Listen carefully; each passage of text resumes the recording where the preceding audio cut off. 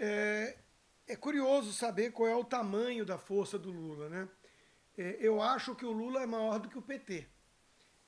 Eu acho que a mandelização dele já começou, já está em curso, e acho que é um grande erro qualquer um subestimar sempre uma ameaça populista como Lula.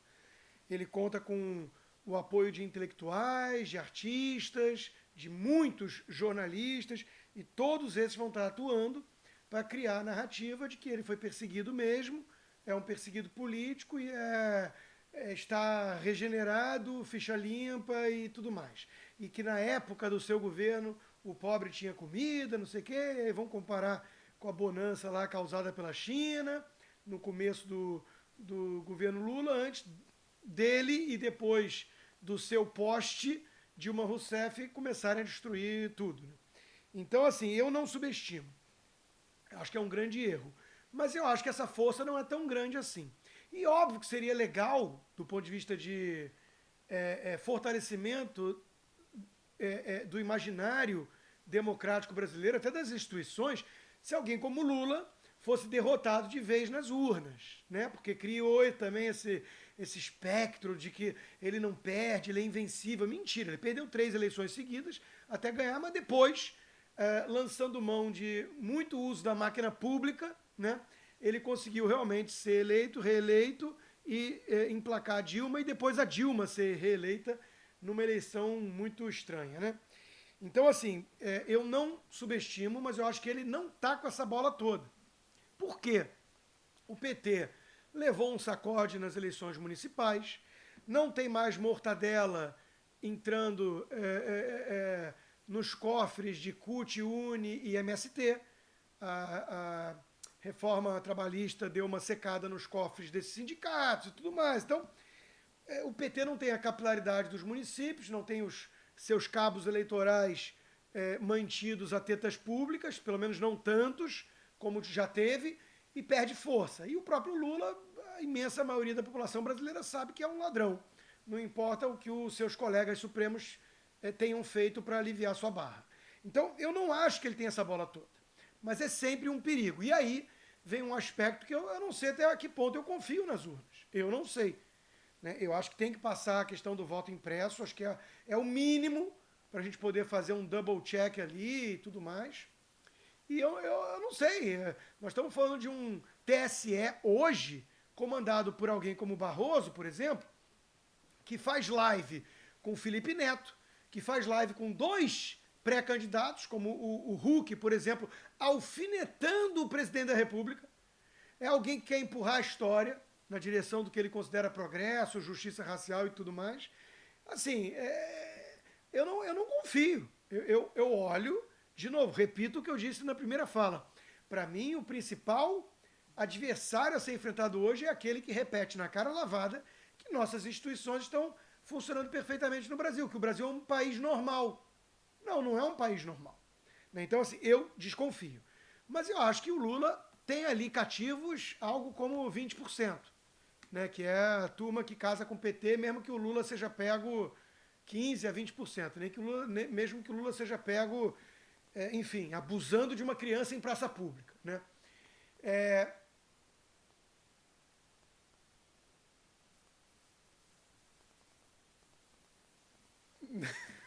não, limpando o cofre, né? Pegam o Lula mascarado dentro de um banco, com a mão dentro do cofre, e falam, ah, olha que cara altruísta, né? Botou a máscara por causa da poeira e tá limpando o cofre pro banqueiro, né? É, não, então assim, eu não menosprezo a força do Lula, que eu acho maior do que a força do PT, né? E mesmo assim, vale lembrar que o Haddad teve 47 milhões de votos, e quando a gente está falando em diferença de 10 pontos, né, na verdade é 5, né, 5,5, porque basta metade mudar que já empatou. Então, assim, eu acho que gera essa confusão e reforça o cenário de polarização.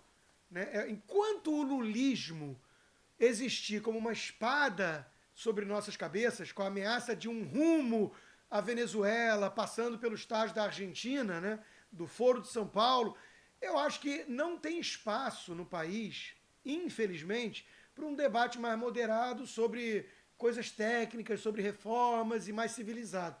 Porque eu já fiz essa análise antes e o livro do historiador, professor na Califórnia, Victor Davis Hanson, The Case for Trump, me deu uma despertada, né?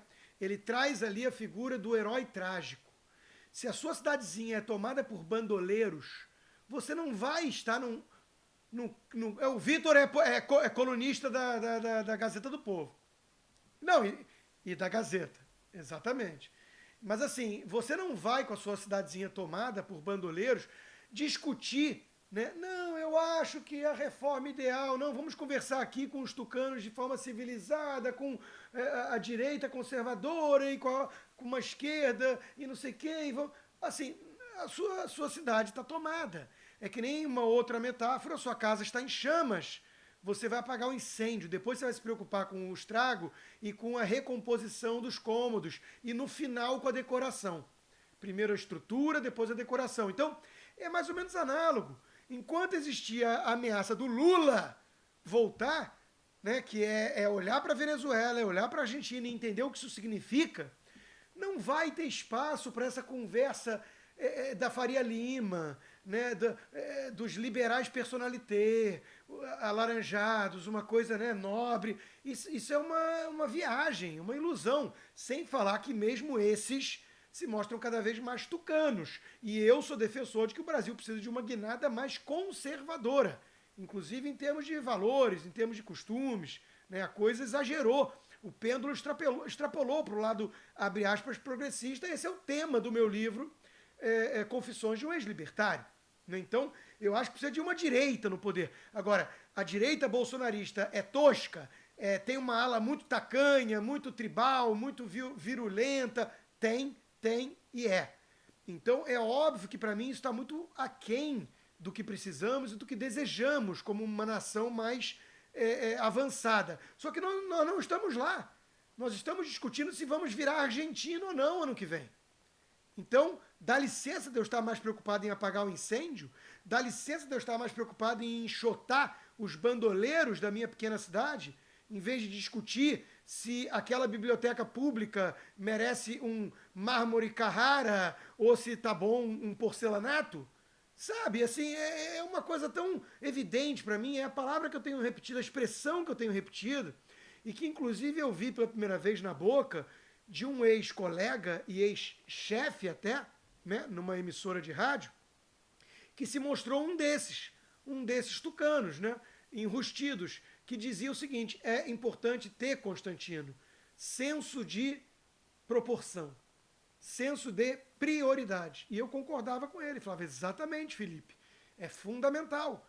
E onde é que está o senso de prioridade, o senso de proporção, se as pessoas estão histéricas com qualquer coisa que o Bolsonaro diz, com qualquer coisa que o Bolsonaro fala, se estão acusando ele de forma absolutamente demagógica por 260 mil óbitos na pandemia, a ponto de uma moça que lidera uma ONG de educação absolutamente progressista e globalista, né, a Priscila Cruz, o Todos pela Educação, virar e falar o seguinte: Bolsonaro, né, genocida, esse papo, né, responsável pelas mortes.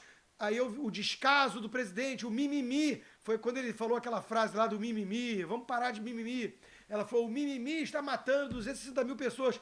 Aí eu vim na mensagem dela e falei, Priscila, e quem está matando os milhares na Argentina, no Peru, no Canadá, nos Estados Unidos e na Alemanha? Olha a resposta dela, ela podia ter me ignorado, seria mais nobre. Ela respondeu, ela virou e falou, aqui no Brasil é o descaso do presidente. Olha que resposta reveladora, né? Tá, entendi. Então as mortes de Covid no Brasil são culpa do presidente, porque eu quero, e na Alemanha da Angela Merkel é culpa do vírus chinês. Então, assim, esse grau de patologia, de falta de senso de proporção de quem quer discutir e, na verdade, quer resgatar um status quo existente antes da bolha estourar, onde havia uma hegemonia progressista na mídia, o controle absoluto da narrativa e do debate político, antes do advento das redes sociais, né? E onde a grande discussão era entre duas esquerdas, a herbívora e a carnívora, né? Em que o PT era vendido como esquerda e não extrema esquerda, antidemocrática, e os tucanos eram vendidos como direita. e eles morrem de saudade desses tempos. Eles querem voltar no tempo, eles querem... Pô, será que não dá para pagar, não? Essa liberdade toda de rede social que fez um Constantino juntar mais de 700 mil seguidores e incomodar o dia inteiro a gente com as provocações e apontando e marcando nossas incoerências e hipocrisias. Eles estão tentando, né? Sleeping Giants, as próprias Big Techs tentam censurar, desmonetizar, calar. A gente sabe o que está acontecendo. E hoje, de onde vem a grande ameaça ao debate, a grande ameaça totalitária? Vem desses que se dizem moderados, progressistas e até mesmo liberais. Então a coisa está descambando para um caminho muito perigoso. Muito perigoso. Se essas pessoas não voltarem a valorizar princípios acima de tribos, nós estamos perdidos. Porque no bang-bang, no tiroteio absoluto, né, não vai sobrar muita gente para contar a história, não.